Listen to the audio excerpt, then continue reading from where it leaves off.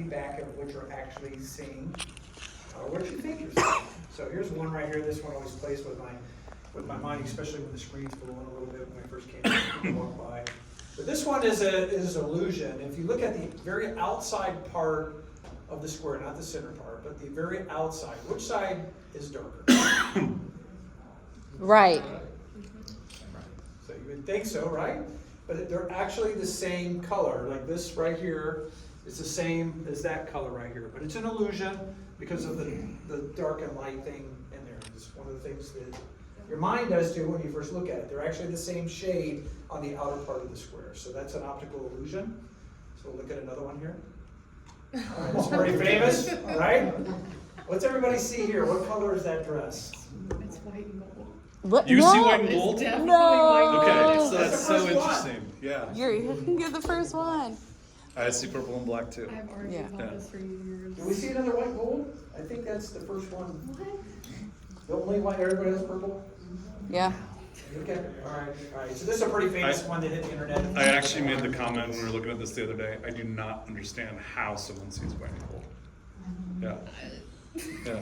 Matt and Sammy see white and gold. It's so interesting. Some of these ones, So if I stare, I start to understand why Mhm. there's an illusion, but this one I can't.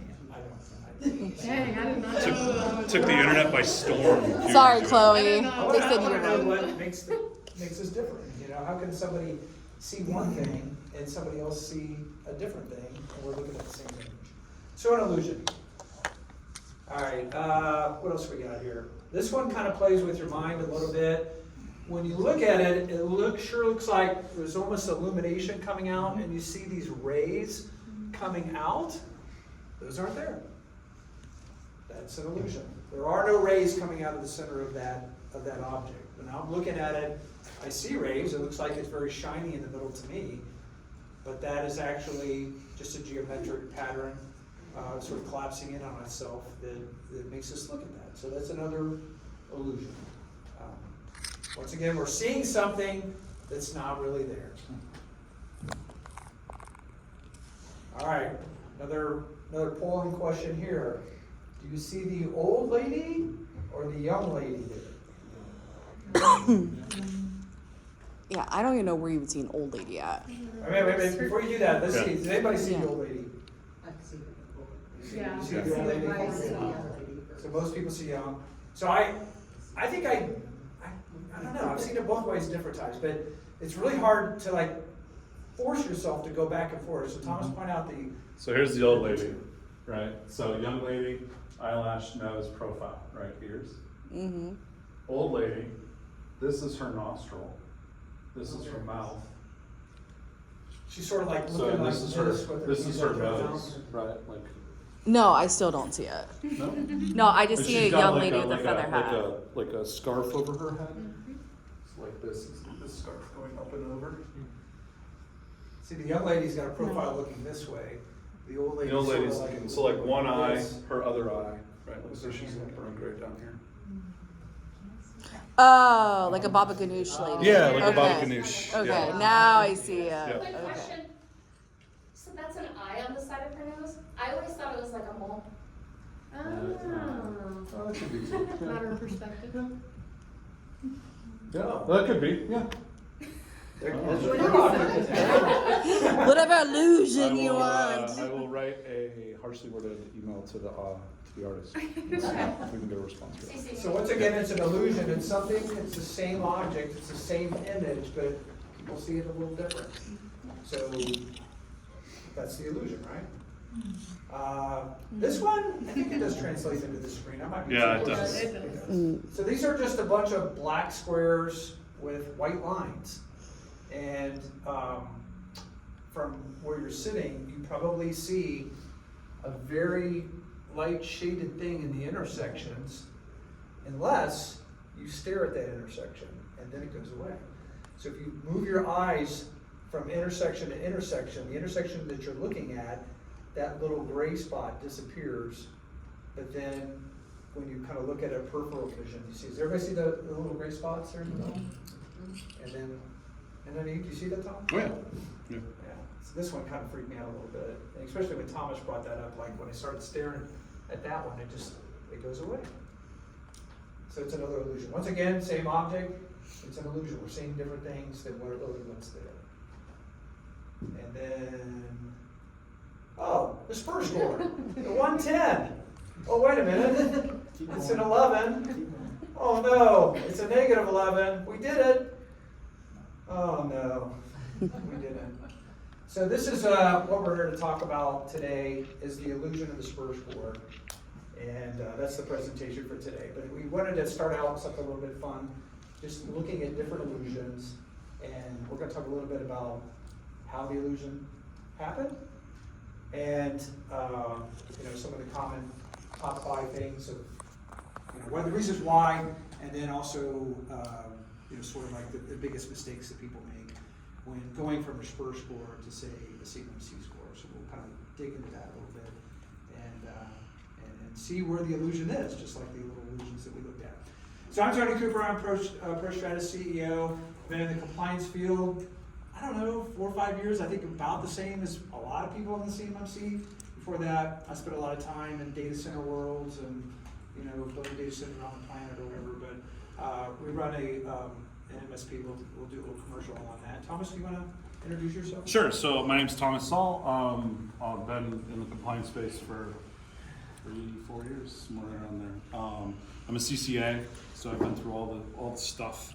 And then we actually have our level 2 certification, so we've been through this process ourselves. And we are an MSSP, like Tony said, and help clients get from wherever they're at to all the way through to the finish line. That's our little commercial. So we're an MSP, we've been around for a long time doing that, and we got into compliance, like Thomas said, we're level 2, which we got ours, last April, May? So Yeah, it's May. I think it went official the first week of June. Right. But So close 40,000 MSPs, I think we're number 8. Mhm. I think there's around 30 or 40 now-ish. But definitely early adopters of that. We got a bunch of the certifications. We got all the people trained and know how to do what we need to be able to do. We got into this space and Perfect. facilities clearance. Anyway, we have a lot of DoD type customers, and we understand that space. So I'm not going to do a big commercial on it. I do one little shout out here. Sometimes compliance is not the most fun topic to ever talk about, and so we're doing our best to try to make it interesting. So we literally created a podcast. It's a D&D podcast, okay? So we have a dungeon master, which is Thomas, and we have a cast of characters. We're rolling the dice. We go through a little play scenario, a quest, and at the same time, we try to teach people a little bit about CMMC compliance. It's our effort to make this subject a little bit interesting. Yeah, like we always say, right? Classifying CUI, going through the controls, talking about NIST 171. It's not interesting, okay? But it is important, right? And so being able to bridge that gap is pretty critical. Otherwise, you're going to want to run into traffic because it's not fun to read. So really, this is the story of us, of what our experience has been as we go out and start talking with different contractors, other organizations that are, on their quest to get their CMMC, and there's a heavy dependence on the SPRS score. And then once we sort of look into that, we do see some type of an illusion that has happened, and that's what we're going to kind of walk everybody down through our experiences that we've seen in the industry, say over the last year or so, like that. So, and I'll turn it over to Thomas here in 1 second on here, but we're going to kind of go over on the SPRS score and NIST and then kind of go down some of the reasons of sort of how this happened. So why don't you give it a little explanation of what SPRS is and Sure. And give us a little definition of the scores and all that kind of good stuff. So initially, SPRS was designed as sort of a risk matrix, right? That it was entered into the DoD system so that they could look at it and say whether the contractor was going to be at risk for the protection of CUI or not, right? And that was, like this says, everything from 203 to 110, which is a crazy, ridiculous scoring system. Okay, why it's not just 0 to 100 or 0 to 303 or whatever it is beyond me. Someone probably got paid a lot of money to come up with this system, and it makes no sense to anyone but themselves. So in any case though, the SPRS system was designed for contractors to self-attest, right? So you would go through the controls and you would say, yep, we're doing that, yep, we're doing that, no, we're not doing that. And then by going through that process, you would come up with a score that the DoD then tagged whether you were high risk, moderate risk, or low risk. It didn't necessarily mean, even if you were high risk, that you would miss out on contracts, but that there would be some sort of estimation as to how well you were going to be protecting CUI and other sensitive data that was flowed down. So that's basically where it comes from. I will say this, it's just by way of a little story. They do pay attention to this, right? Part of the reason why the CMMC program exists is because this wasn't working. And part of the reason that there's panic now in the DIB especially is because they know, the contractors do, that even if you reported 110, that you're probably not at 110. We have dealt with an organization that reported 110 and got a letter from DIBCAC that said, great, we're on our way. And panic ensued because they knew that they weren't here. My comment then was, if you're going to grade your own homework and you're going to cheat, don't give yourself an A+. Right? Give yourself an A-. But in any case, that's what SPRS was designed to do. The CMMC program takes this and says, awesome, no more self-attestation, right? We are now going to come and check to make sure that you're doing all of these things. And part of the reason behind that was because these scores were derived from NIST 800 and 171's 110 controls. And what they were finding out is that the controls were being met, but the objectives were not. And so that's where CMMC comes in. Okay. So let me just talk a little bit about the why and how this illusion really started. And you know, it is a number, right? And there's a number that has to be reported into, and it's sort of mandatory to be able to do that if you want to get your contract. So I got to come up with a number. And there is a little bit of pressure from, you know, either direct or perceived from management leadership to report a decent score.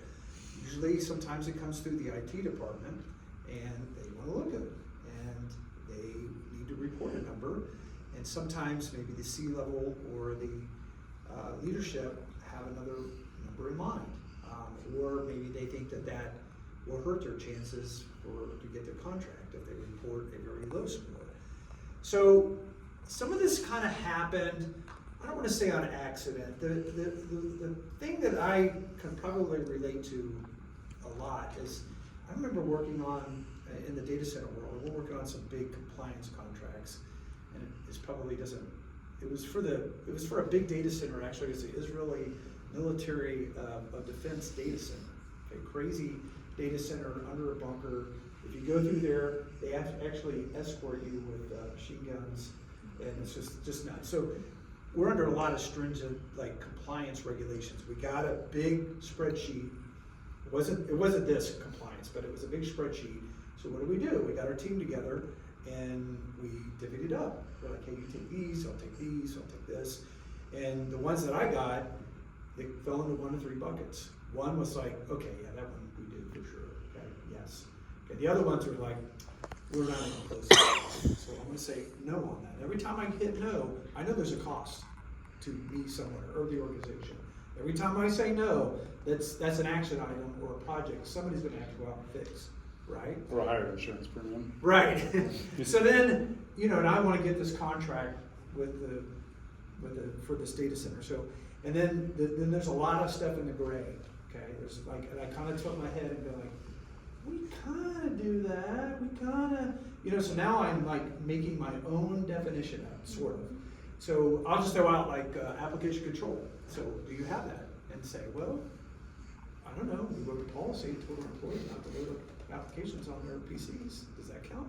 I think that counts. You know, we'll have IT do spot checks. Okay, that really counts. Okay, so I'm going to mark that yes. Okay, I try to do it with good intention. I told the IT department that they needed to do spot checks. They needed to send out a new memo to all the employees. who knows if they did that, they probably forgot about it, you know, because they're doing 50 other things, so. But in my mind, where I was, I got to move that from the gray to a yes, we're done, okay? And that's kind of like how we got ourselves into that whole illusion, because a lot of little, you know, thinking like that, from that gray box to like, yeah, I think we're doing that, I think we're okay, if somebody comes and asks me, I think I can articulate that my definition, we're compliant on that. So that's kind of how we got into that. So we're going to kind of walk through the 3 most common failure patterns, the top 5 illusions that we need to kind of walk down through, and we'll give some concrete examples of that. And then a little bit of just the whole methodology, the difference between reporting a SPRS score and maybe going about your CMMC compliance. Ready? I'm ready. So, kind of before getting into the slide, right? Part of the problem with the SPRS score and why CMMC actually came into being is because self-attestation wasn't working, right? Again, when you grade yourself, you're going to be grading yourself lighter than what you would do, right? CMMC comes about because people aren't able to prove what they're doing. They say, oh yeah, we're definitely doing that. Like Tony said, the software example, right? Or authorized users is another really good one. Yeah, we only have authorized users. Who are your authorized users? Well, it's whoever's NAD. Yeah, that's not how that works. But so the SPRS score, obviously, so the DoD stepped in and said, hey, everybody's attesting to these really high scores, but breaches are going up as well. Why is that? And so the CMMC program came about because the DoD said enough is enough, everyone's attesting to this. And they have very little patience, honestly, because now at this point, their stance is, you guys have been saying you've been doing this all along. So us coming and looking or making you get an assessment should be no big deal, right? Because you should be able to do this, you said you've been doing this.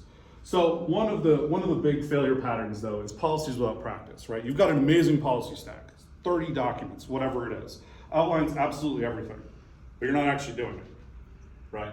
That's one of the biggest mistakes that we see. They're well written, right? Maybe you worked with an RP, maybe you worked with, I don't know, someone who has a doctorate in English to write them really well, or technical writing, whatever it is. They're done really, really well.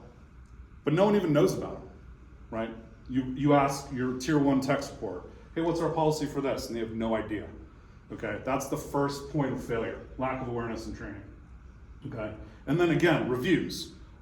A big part of CMMC is continuous monitoring.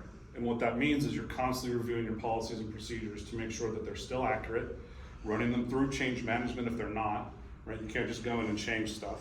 And then posting that and making sure that there's updated versions of it as well. And then last but not least, right, during the assessment, again, the absence of execution is pretty bad. We like to say in the CMMC space that the biggest piece, if you're going to boil this down to how to pass an assessment, is document what you do and do what you document. It's pretty much just that easy. It's not, hey, yeah, we have a policy on that. It's, here's that policy on that, right? Here's where we store it. Here's who's accepted it, right? And here's the changes that we've made to it over the past 3 years or whatever. So that's a big part of that, is policies without practice. It doesn't matter what your policies say if no one's actually doing it. That's one of the biggest failures too, right? Hey, we say that your password policy, right? 16 characters. Cool, show me an Active Directory. Oh, it's only 8. Well, that's weird, right?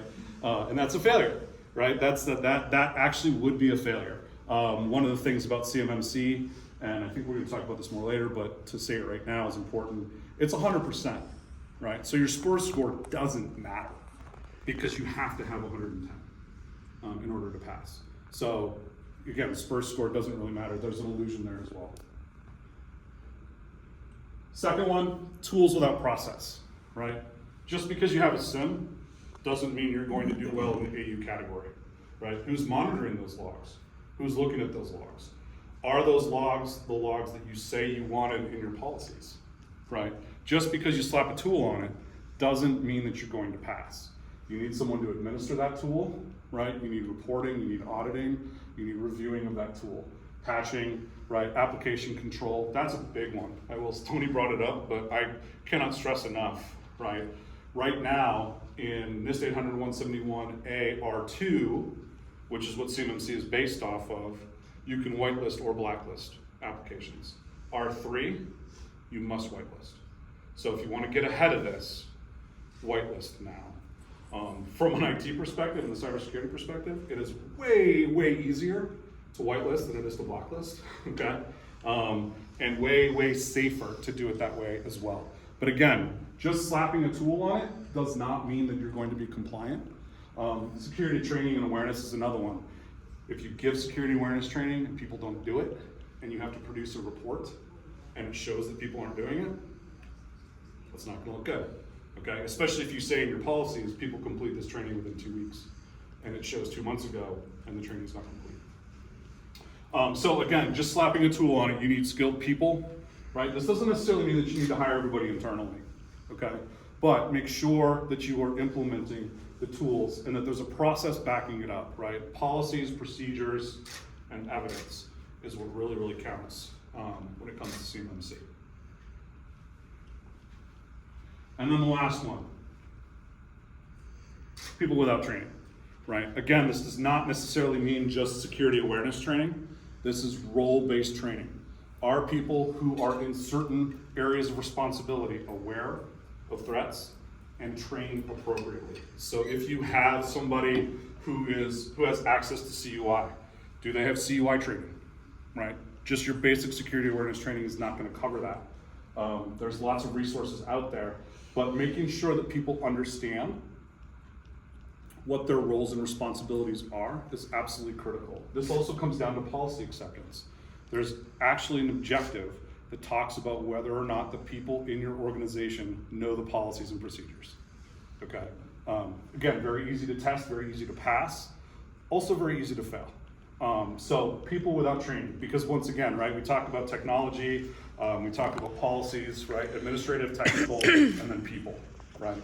And so the people are the ones that are actually going to be carrying this out, but they're also the ones that are the biggest liabilities. I will say this, if you're facing an assessment anytime soon, make sure you craft who is going to be a part of that assessment.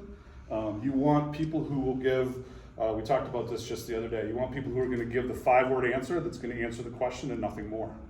Okay, you don't want the people who are going to talk about all sorts of things and keep going on and on about whatever and whatever, because that gives the assessor a chance to ask questions, and you don't want them asking questions, okay? But so again, policies, right, procedures, and then people. Right, just to add a little bit of cover on that. I don't know, Thomas, how many policies are we talking about for CMMC stack? So we have in our policy stack, I can't remember if it's 27 or 29. We have 27 or 29 different policies that speak directly to the objectives. That would be my other piece of advice. Is as you're writing policies, put an appendix on that policy that tells the assessor exactly what it's addressing, so that they don't have to look or wonder, hold their hand. But then on top of that, we probably have 15 to 20 supporting documents, procedures, plans, incident response, data recovery, all those things. So we're talking almost upwards of 40 to 50 documents, right, that this all sits So on. one of the things that when you're doing a SPRS score, like sort of the similar thing I said about the spreadsheet, we're divvying it up and do all that. We're kind of looking at a point in time, that we're trying to take care of. Are we good now? And then what happens on the CMMC quest is now we're trying to get all this done to be assessed. Our homework is going to be checked.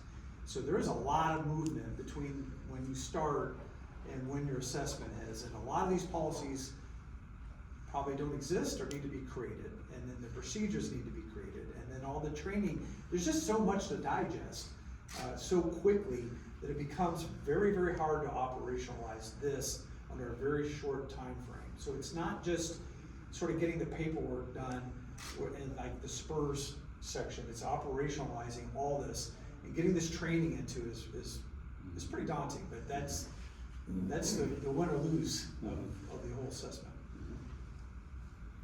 Yeah, and just kind of on that point, right, as far as time frame is concerned, this is not a quick process. Not a lot of people were ready for the level of detail that CMMC demands. Typically, I mean, we prepared for this for like 2 years, and it took us about 2 years to get all of this done. We're a little bit different because As an MSSP, we were also assessed on how we interface with our customers rather than just us, because we don't contain CUI. We have access to environments that do. So we had to be assessed on all of that rather than just our enclave. But typically, we see anywhere between 9 to 12 months for an organization to get ready. That's if you have leadership buy-in, the budget, someone championing it, some of that other stuff. If you don't have that, it's going to take longer. But so again, what makes CMMC different from just NIST 800-171 compliance? Why does the SPRS score not matter, right? And at the end of the day, that's the illusion. SPRS doesn't matter to this because essentially, when you go through your CMMC assessment, it's based on evidence, not, oh, I think we have that, right? And we're going to go through some of those top 5 kind of miscalculations here in a second. But it's based on what you can prove, okay? It's not, yeah, we have that in policy. It's, okay, that's great, can you show me that? Or can you do that for me right now, right? One of the favorite easy ways for an assessor to test your software policy, right, is, hey, try to run software that you're not supposed to run, right? You have your authorized software list, try to run something that's not on there. Like a very common one that I see all the time is net user, right? And if you can run that, it's not on your authorized list of functions, that's a fail. So anyway, just think through some of those things. But they're trained assessors are trained to confirm consistency, repeatability, and institutionalization.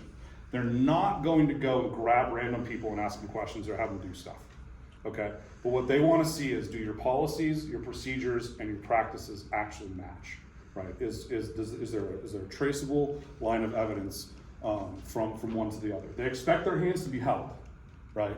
They're trying to get you to pass this. I've not met an assessor, or we don't deal with any assessors that are trying to look for something wrong. All of them are trying to look for a reason to pass you, but you got to give it to them, okay? And then again, right, there's a part of this that's explanations and screenshots. So when we talk about going through an assessment, right, you have your documentation piece. Those are going to be the controls and objectives that talk about define and identify. And then you have your artifacts, which are going to be screenshots or procedures, things like that.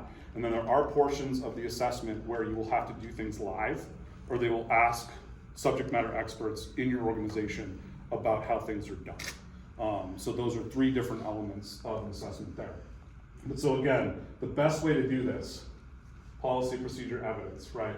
Make sure there's a clear line that can drive all the way down. When you put it like this, it sounds super easy. It is not, right? Because people are gonna people. and there's just things that come up, things that happen, especially from depending on your institution, right? This is going to require a significant culture shift that people won't like, especially if they're used to doing things how they always wanted to do it, resistant to change, whatever. We've worked with clients that are anywhere between 10 people and 5,000 people, and I will say this, that is no different, depending on the size of the organization. That's all the same. Nobody likes change. Nobody likes change. I mean, I can't load my application that I need. Right. I can't load a WeatherBug anymore. I mean, so as a side story for us, when we went through this and we had to, as an MSSP, we have obviously administrative access to all of our clients.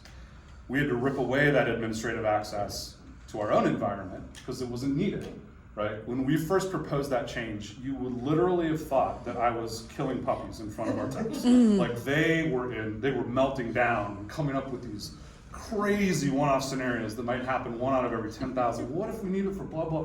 I mean, and that was us, right? We were like, here's what we're gonna do. And everyone was on board until they knew what it actually meant. Right. And then it was like, oh no, never mind, we don't wanna do that. Right. So I think the evidence part, and when you look at the SPRS score versus the CMMC, a lot of times we'll see this. Okay, we have a policy, maybe they do already.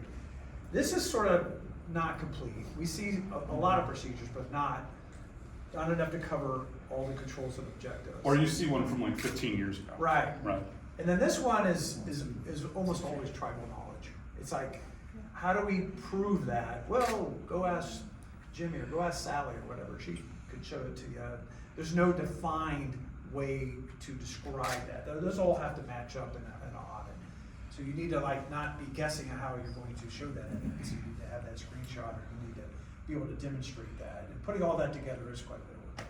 And that's not something you're gonna do for a SPRS score, right? You're just gonna go, yeah, we got that, right? But for CMMC, with the assessor in front of you, you got that. Give it a shake. Is this one you or me?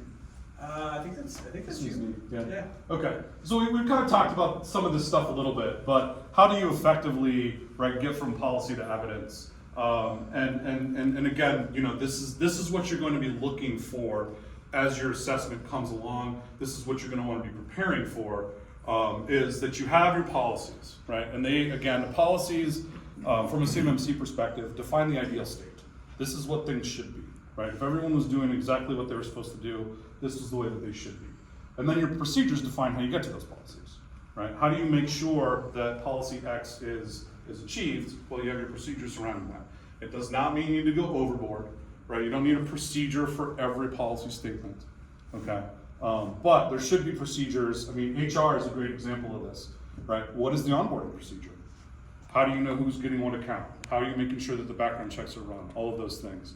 And that comes to a point that we'll talk about a little bit more, but this is not an IT problem, okay? CMMC is not an IT problem. But then again, records, right? Yeah, we have audit logs. Sure, people review that. Can you prove it? Right? Do you have some sort of check and balance where the security team looked at the audit logs and tickets were generated and they signed off on it? Okay, great, now we're talking. Okay, but just, yeah, somebody looked at that. Not really good. Any part of that's missing, and you're going to have problems with your CMMC assessment, right? I see this a lot of times too. Usually there's two sides to the same coin when it comes to providing evidence. Either you've got a fantastic policy stack and you're not doing any of it, or you're doing all the things and there's no policy or procedure surrounding it, right? A lot of organizations are doing CMMC already, the 800-171 controls.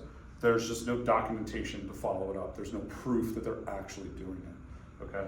We talked about this a little bit at lunch, just as an aside. CMMC and the NIST 800-171 controls are not security best practices, okay? They're security foundations, but security best practices are gonna build on top of that, right? There's a NIST 800-171 control that talks about if you have backups, they must be encrypted. An easy way to run the controls is not have backups. Terrible practice. Satisfies the controls, okay? So again, evidence, it has to align, right? And this is where a lot of people get tripped up as well, and where I would suggest that you start with your policies and work all the way down. Your policies might say one thing, and in implementation it's something completely different. Use language like at least annually or as needed, right?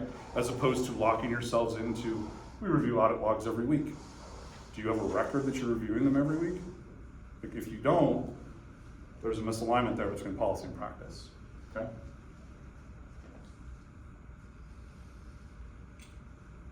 Okay, so talking about SPRS and CMMC, again, we've kind of alluded to this a little bit already, but there's a drastic difference between the two, okay? SPRS score, you go through each of the controls, 110 of them, you guys have all seen it, check the box, yes, we're doing that. Underneath each one of those controls, there's at least one objective, okay? And that objective is what's actually scored when it comes to CMMC. If you complete all the objectives, all the objectives underneath the control, then the control passes. But if you miss even one objective, the control fails, okay? SPRS is self-reported, CMMC is not. Okay, CMMC, the whole CMMC program that was kicked off with the 32 CFR and 48 CFR was mandates outside assessor comes in. Okay, again, the whole reason behind it, this wasn't working. All right, breaches were going up. The government cares about their data. Okay, so it requires third-party validation. And then again, this is the difference for most failed assessments. People come in, they go, we've got those 110 objectives. They're nailed. Our system security plan talks about it. Take out the system security plan, and the assessor is going to go, where are the objectives? How are you meeting those different objectives? You might be meeting the SPRS score, but a CMMC assessment is going to reveal that you're not actually meeting those controls. I like the last line, and to me that sums it up. Yep. That just goes back to my spreadsheet example versus CMMC. One is for disclosure, where are we at this point in time versus preparing for demonstration. So we gotta work all the way through it. And you guys all probably know this, but in order to get this third-party validation, there's only certain organizations that can do it. You can't just go to any auditor. It's not like a SOC 2. It's got to be a C3PAO. I think that's a funny name. We joke about that. Clearly, there were some Star Wars fans in the audience. It stands for Certified Third-Party Assessor, right? So it makes sense. But someone probably massaged that a little. Right. So.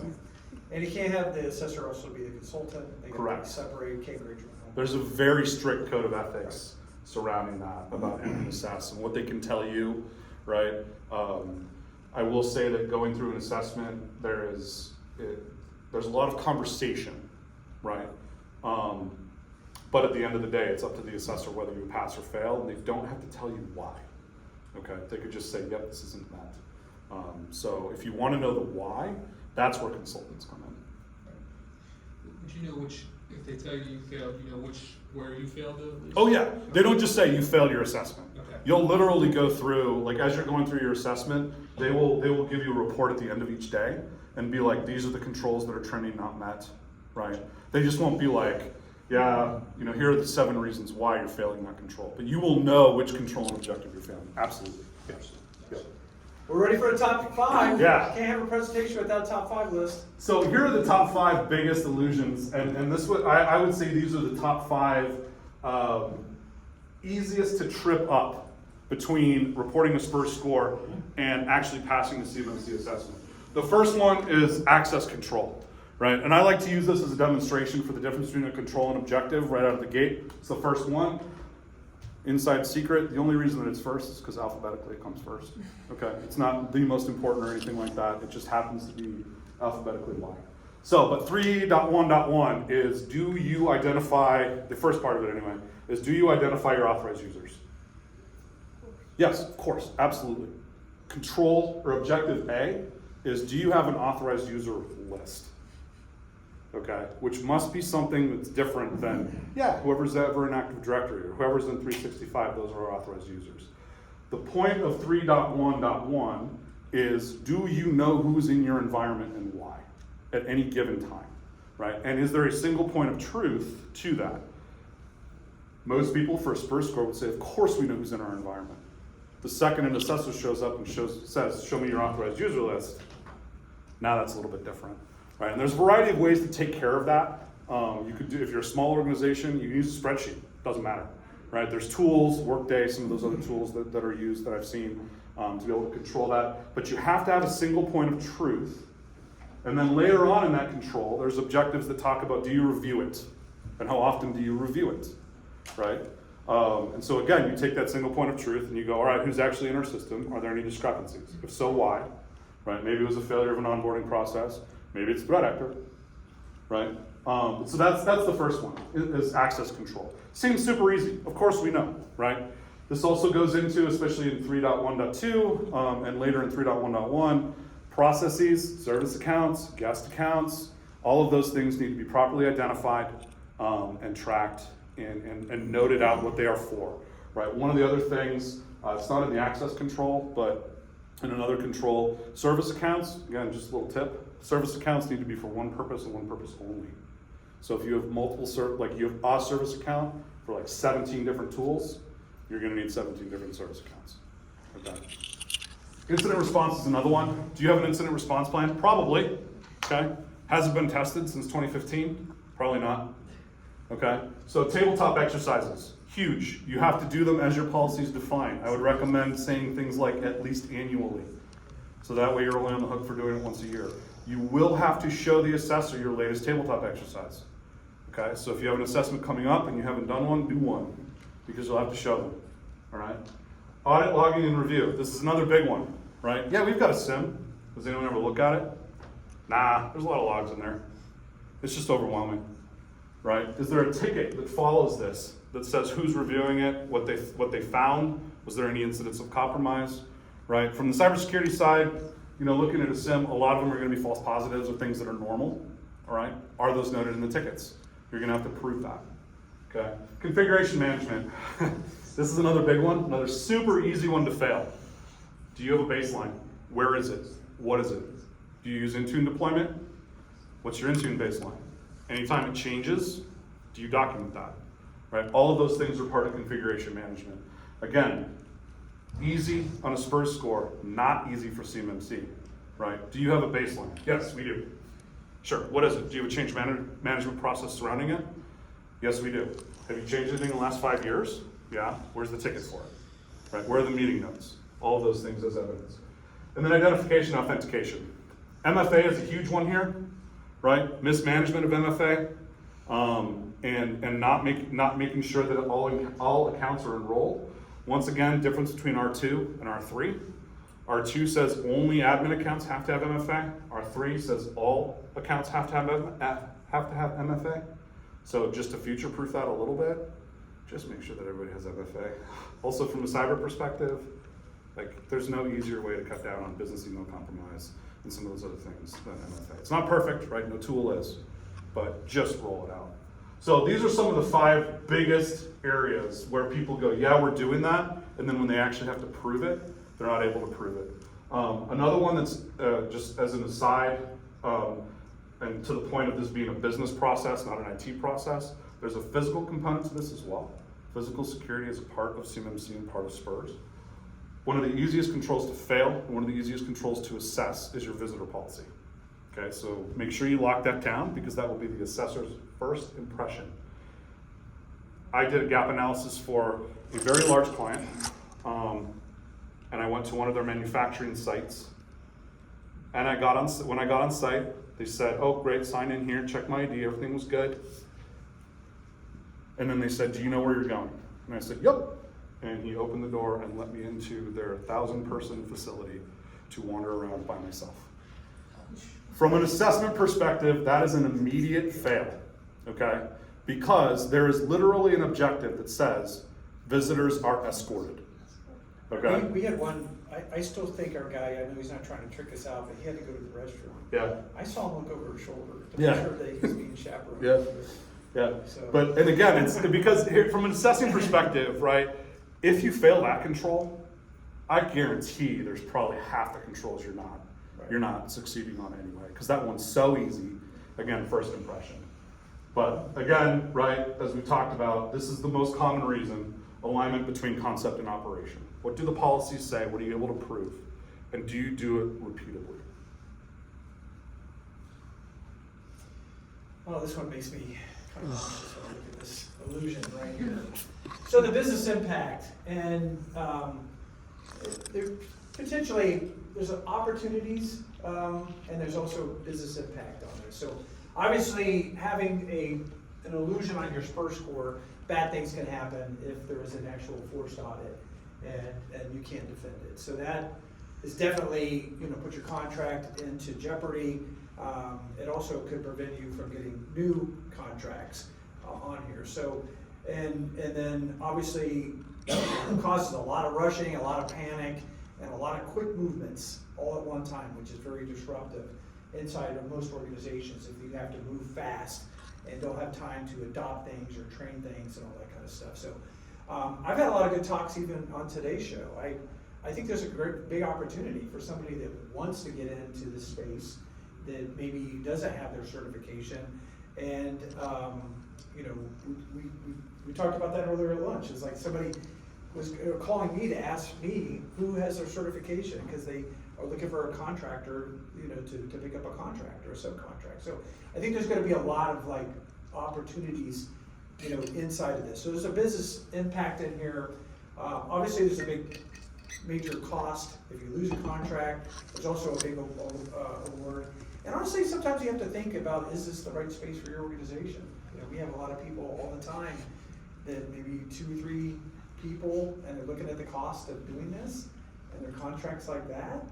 I don't know, maybe it's not, there's not a business interest inside of that. So I think on here, when you look at this illusion, it's not really done maliciously. It was originally done sort of in that thought process that I had when I did my spreadsheet. There were people that were trying to do a good job, but maybe just didn't quite understand the compliance and the questions they were asking. So that's one of the big things on there. So I don't know if this is a good time to do it, but I always like to get on my soapbox and talk a little bit about, I guess, the why, and probably the biggest illusion of them all is, like, what are you doing with the SPRS score? What are you even doing with the CMMC score? And like when it comes from a business impact, you're like, we gotta get it so we can keep our contracts, okay?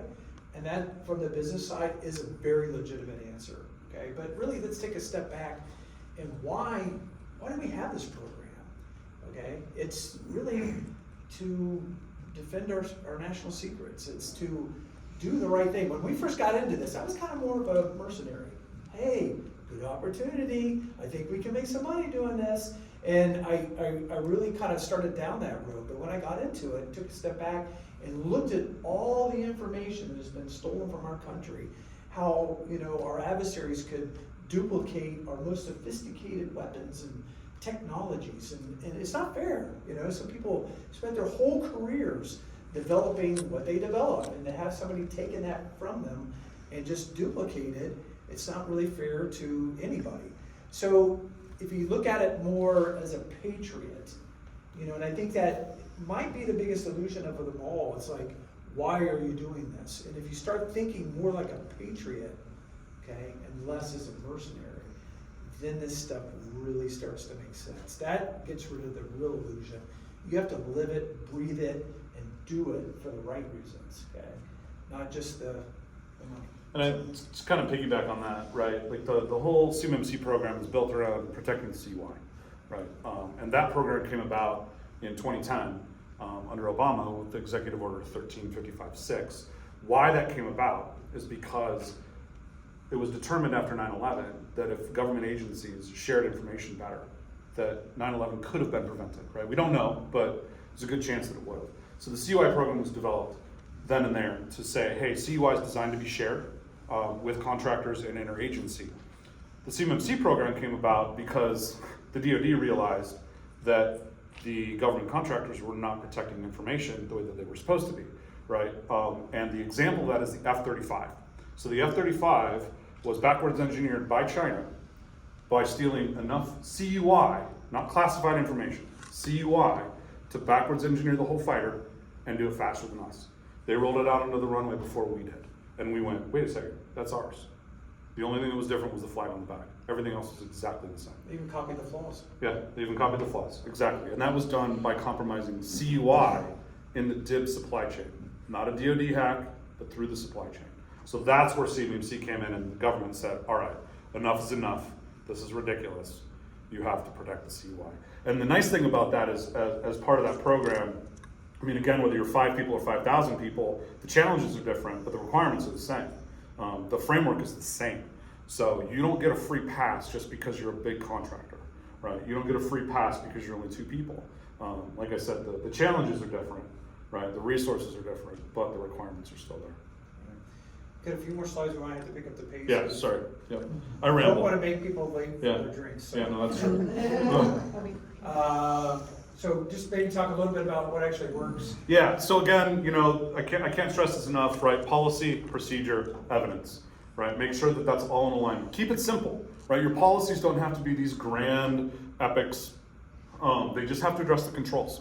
If you want it quick and dirty of what can be addressed in policy, look for words like define and identify when the objectives. Those are the ones that can be defined, or addressed through policy. And then make sure you're testing, right? Again, part of CMMC is continuous monitoring as well, so you have to do this. You have to show that you're doing this.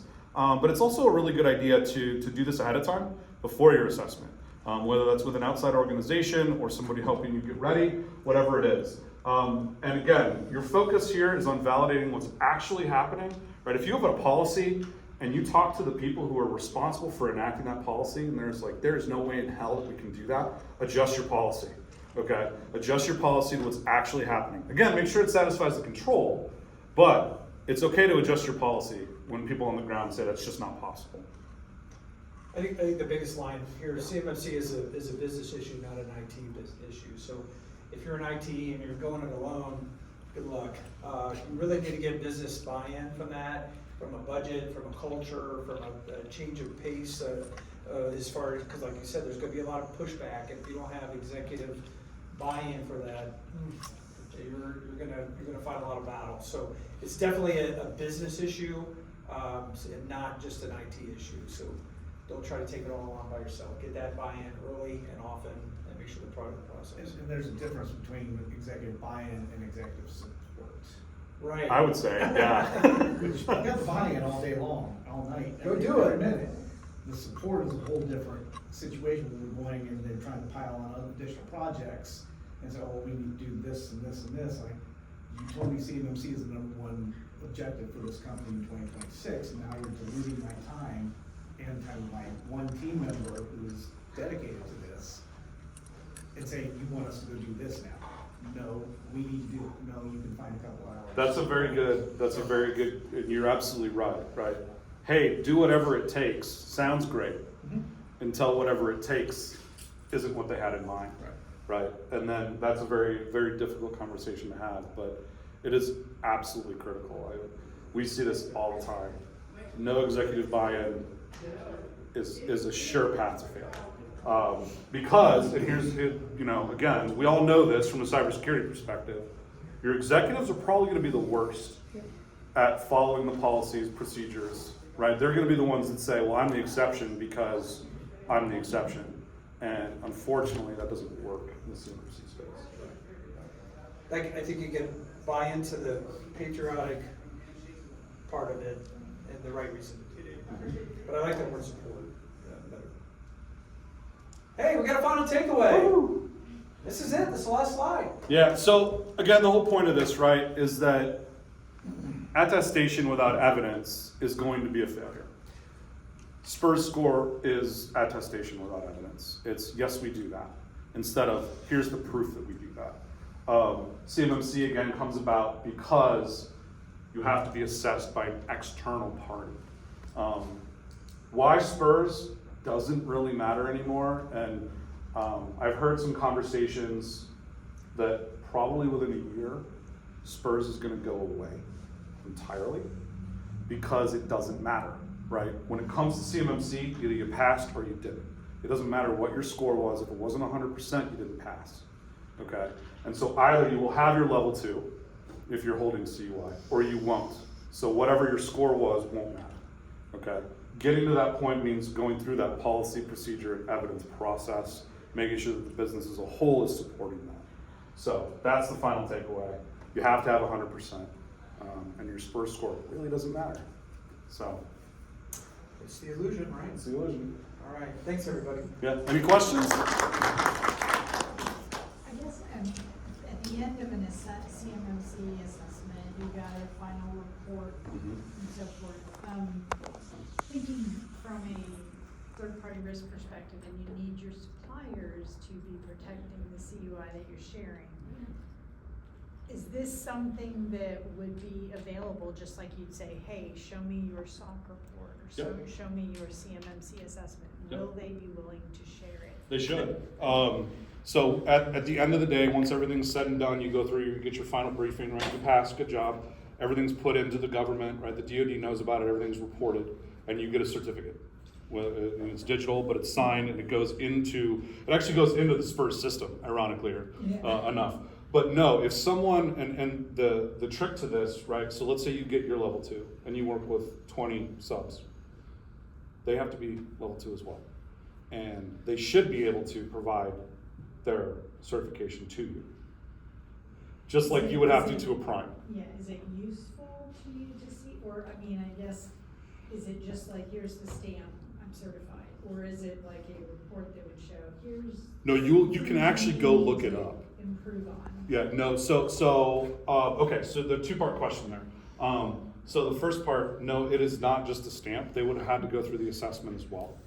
You do not get your certification unless you go through the assessment, because the certification comes from CPQ. And you can look it up, right? CyberAB is putting together a database with everybody's in it right now.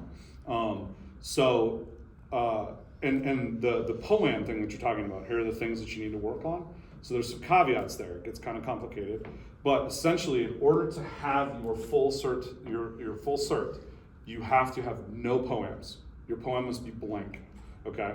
I would highly recommend not going into an assessment with a POAM, because you might have a couple items coming out of it, okay? If you have items on your POM, they can be no 5-pointers and no 3-pointers, going back to the SPRS score. And there's only certain ones that you can POM. Okay?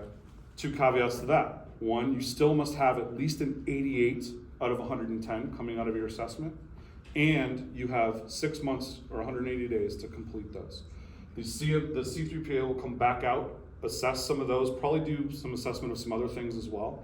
If you do not pass then, it is a failure, and it is marked in the DoD system as a failure. So that's why I say don't be like, yeah, we know there's deficiencies, it'll be all right. We'll get it in 180 days. The other thing that I would highly recommend is go through a mock assessment with the C3PAO that's going to do your final. Okay, a lot of C3PAOs are willing to work with you. If your mock and your final are close enough together, they will roll evidence over from one to the other. When we did ours, we did a mock first. We missed like 3 things. We came back 2 weeks later, we showed those 3 things, and our final assessment was like 2 hours. It was like a 2-hour phone call. And so because we did it so close, all the evidence rolled over. I would highly recommend doing that. A lot of this is up to interpretation, and the C3PAOs have a lot of power there. And so you want to work with them to make sure that the way that you're implementing things is acceptable, is sufficient and adequate for them. So. The bill is higher. It is more expensive, but the nice thing about the mock, if you fail it or whatever, it's not on record, right? If you fail your actual assessment, it's on record that you failed, and that's a pretty big deal. So yeah, but it is more expensive. Yeah. Can I get in touch with you if I have any questions? You know my email. No, This is our intern. Yeah, so she's no, I have cards. Tony has cards, so if you want more information. Oh, well, we had a booth. It shows Oh yeah, we have a booth. We had a booth. Yeah. Any other questions for right now? You guys We'll be have any around questions? for the little happy hour for a little bit. Actually, I do have a very specific question. Okay, sure. I failed to ask on Monday. Oh, okay. Okay. Data destruction. NIST 800 or NIST 800-88 Yes. are the only ways to do it. In satisfying those requirements, there's a product that I've recently found that seems too cheap to be true. Okay. Red Key. Are you